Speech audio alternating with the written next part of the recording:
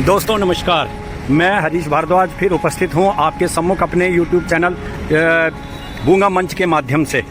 बूंगा मंच में मैंने पिछले कुछ दिनों पूर्व आपको NCR की विशेषकर नोएडा के पॉलिसी हमें 70-80 किलोमीटर से आगे कुछ भी दिखाई नहीं दे रहा था, लेकिन धनतेरस से पूर्व रात्रि में ही जो बारिश हुई है उसकी वजह से जहां एक और AQI 500-600 से घटकर सीधा 100 के अंदर आ गया है, वहीं दूसरी ओर मौसम भी साफ हो गया है। और आज सुबह जब मैं यह वीडियो रिकॉर्ड कर रहा हूं, इस समय भी हल्की बूंदाबांदी शुरू हो गई और मौसम विभाग की माने तो यह मौसम 2 दिन तक ऐसे ही बना रहेगा और आगे भी कुछ दिनों तक मौसम की वजह से वातावरण शुद्ध रहेगा। तो दोस्तों देखो, ये मैं आपको पहले जिस दिन कोहरा था अधिक था उस दिन के हालात दिखाता हूँ और उसके बाद फिर मैं आपको आगे पुनः आज के हालात दिखाऊंगा। तो ये चलो, ये देखिए सेक्टर 74 का जो एरिया है, उस एरिया से ग्रेटर नोएडा वेस्ट की तरफ का क्षेत्र जो है वह पूरा धुंध से भरा हुआ है और यह टाइम है 9 बजे के आसपास का। इस समय पर यह स्थिति है, सूर्य भगवान का कहीं नामो निशान नहीं है और न ही कहीं कोई भी हवा चल रही है। अगर वातावरण में थोड़ी भी हवा हो तो यह धुंध और धुआं कुछ न कुछ तो कम होगा, लेकिन बहुत बुरी हालत है। अब मैं आपको आगे जहाँ खुला एरिया है वहाँ का नज़ारा दिखाऊंगा। ये देखो, ये खुला एरिया है, देखो इसमें देखो कोहरा कितना हो रखा है ना। मतलब खुले एरिया में भी कोहरे की कमी, ये धुंध की कमी नहीं है, धुंध भी नहीं है, ये धुआं है ये एक प्रकार का। हाँ, तो वही बोल रहा हूँ ना यार, कितना हो गई ये विजिबिलिटी, कितनी हो गई दोस्त? मेरे को जहाँ तक है 150-200 मीटर तो है विजिबिलिटी, है ना इसका ना, जो भी जिस हिसाब से धुंध हो रखी है। लेकिन कल ज्यादा थी, कल ज्यादा था और कल मौसम भी इतना ठंडा नहीं था, है ना। आज मेरे को लग रहा है 11, साढ़े 11, 12 बजे तक धूप आई जाएगी, थोड़ी बहुत, ज्यादा नहीं आएगा लेकिन थोड़ा बहुत आ ही जाएगा। पर कल तो 2 बजे के बाद निकली धूप, है ना।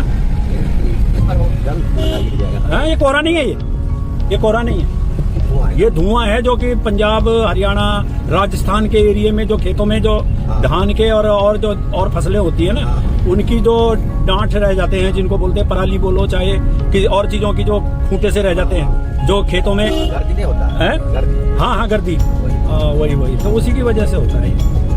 पर धुंध बहुत ज्यादा है अभी, जबकि ये देखो ये तो पूरा खुला एरिया है, लेकिन यहाँ भी धुंध की कमी नहीं है, मतलब उसकी, बल्कि कॉलोनियों के बीच में फिर भी थोड़ा बहुत गर्मी के बोलो चाहे किसी भी कारण से बोलो, उसमें थोड़ा कम है।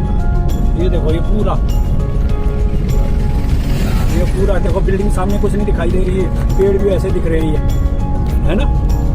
वही है, आगे भी देखते हैं फिर। और वो जो ग्रेटर नोएडा वेस्ट की एरिया है ना, जो वहाँ देखेंगे। ये देखो, यहाँ से परथला का जो पुल है, सिग्नेचर ब्रिज, वो भी नहीं दिखाई दे रहा सामने ये करके।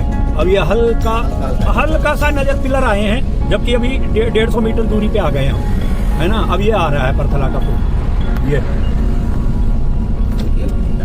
अब आया है। ये 50 मतलब 100 मीटर नहीं है, ये 70-80 मीटर के करीब है। अब आए हम 50 मीटर पे, ये आया परथला पुल। अब धुंध का और कोहरे का जो भी बोलो, उसका ये हाल है। बड़ी मुश्किल है ऐसे हालत में, आदमी को सांस लेना मुश्किल हो रहा है। और इसके लिए लोग फिर भी यहाँ गाड़ियों को फालतू में दौड़ाने के चक्कर में रहते हैं। नहीं, जहाँ देखो रोड पर लाल बत्तियां, इसका एक इलाज तो ये हो सकता है कि लाल बत्तियां खत्म करके, चौराहे खत्म करके यू टर्न और गोल चक्कर बना दिए जाए ना, तो उससे क्या है कि गाड़ियां रुकेंगी नहीं। और जब गाड़ियां चौराहों पे या उन पे न रुके, जैसे ये गोल चक्कर है परथला का, यहाँ अब गाड़ियां नहीं रुकी, पहले चौराहा था, पहले चौराहे पे गाड़ियां रुकती थी, तो उसकी वजह से यहाँ वो रहता था, पॉल्यूशन ज्यादा रहता था। नहीं, जाम भी नहीं लगता इसमें, और दूसरा इसमें गाड़ियां रुकेंगी नहीं तो धुआं जो है वो फालतू का पेट्रोल डीजल नहीं फूकेगा, और डीजल पेट्रोल एक जगह पे फूकेगा नहीं तो लोगों की भी बचत है और दूसरा समय की भी बचत है और बीमारियां भी नहीं होंगी। क्योंकि पेट्रोल और इसमें जो सीसा और जो कार्बन डाइऑक्साइड वगैरह है, वो एक जगह पे जलने की वजह, खड़े जलने की वजह से नुकसान होता है ना, तो वो चीज नहीं होगी। ये सरकार को, लोकल प्रशासन को इन चीजों के बारे में सोचना चाहिए। बाकी यातायात तो कम हो नहीं सकता, और साथ ही साथ साइकिलिंग पे ज्यादा जोर देना चाहिए। अगर साइकिल कम जगह, छोटी मोटी जगह के लिए पब्लिक अगर जागरूक होकर अपने साइकिल चलाए ना गाड़ियों की जगह पे, तो काफी सेहत के लिए भी अच्छा होगा और साथ ही साथ ये चीज उसके लिए भी क्या नाम बोलते हैं, जेब के लिए भी अच्छा होगा, है ना। बाकी जो आजकल माना कि भाई लोग जो है कई एक दिन में कई 100 किलोमीटर की यात्राएं कर रहे हैं जॉब के चक्कर में और अपने इधर उधर जाने के जरूरी कामों की वजह से, लेकिन फिर भी जो जितना अवॉइड किया जा सके उतना करना चाहिए, है ना। और बाकी ये जो ये पॉल्यूशन बोलते हैं कि जी पराली की वगैरह की वजह से, पराली एक अलग से बढ़ाता है जरूर, लेकिन वो पराली एक रीजन नहीं है, क्योंकि पराली तो अभी वो है ये कुछ मौसम जब चेंज होता है तो उसमें ठंडे गर्म से ठंडे में आते तो उसका भी फर्क पड़ता है ना। और फिर ये ओजोन गैस का भी, ओजोन परत का भी चक्कर है। तो कई चीजें हैं, लेकिन आदमी अपने स्तर पे जो कर सकता है वो चीज करना चाहिए। उसके लिए एक सबसे बड़ा फायदा ये है कि मौसम जो है वो स्वच्छ रहेगा तो हमें भी बीमारियां कम होगी, है ना। बाकी देखते हैं आगे क्या होता है।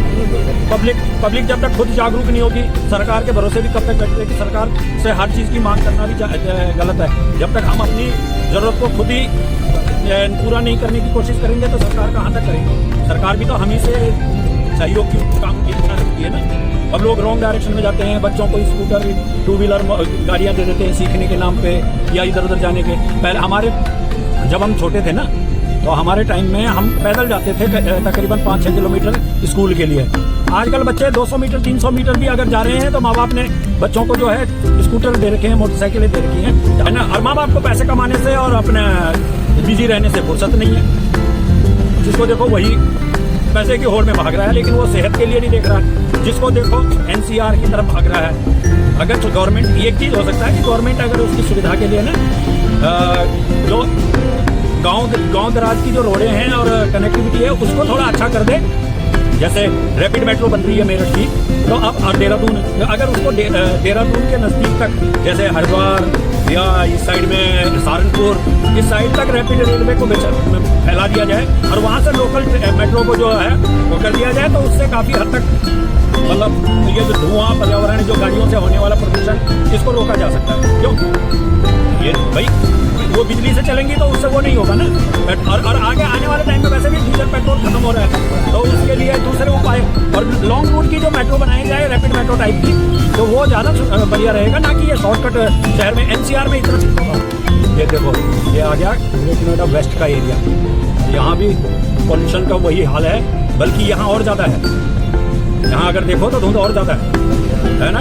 ये नोएडा के क्षेत्र से यहाँ खुले एरिया में ज़्यादा पॉल्यूशन धुंध हो रखी है या धुआं हो रखा है। ये सब कल हार्ट में जाएगा, सांस के साथ ऑक्सीजन में को बर्न करेगा, तो बीमार लोग तो वैसे ही परेशान होते हैं, वैसे नॉर्मल टाइम में ही परेशान होते हैं, तो इससे तो और ज़्यादा होंगे। ऐसे में लोगों को बाहर निकलने से बचना चाहिए जितना बहुत। अब जिसकी मजबूरी है वो तो चीज़ अलग है ना। अरे ये चीज़ तो है। बाकी आप लोग क्या बोलते हो ये देखो, आप इसके बारे में क्या सजेशन देते हो? आपने पहले की जो स्थिति थी, जिस दिन कोहरा बहुत अधिक था और धुआं था, उस दिन की स्थिति देखिए, और अब आप ये देखिए सेक्टर 74 का एरिया है, जिस एरिया में कि आज सुबह कल रात से बारिश हो रही है, तो अभी इस समय की स्थिति देखिए। जो धुएं की स्थिति 100 मीटर के आसपास थी, वो अब बिल्कुल 400-500 मीटर की रेंज में पहुंच गया है।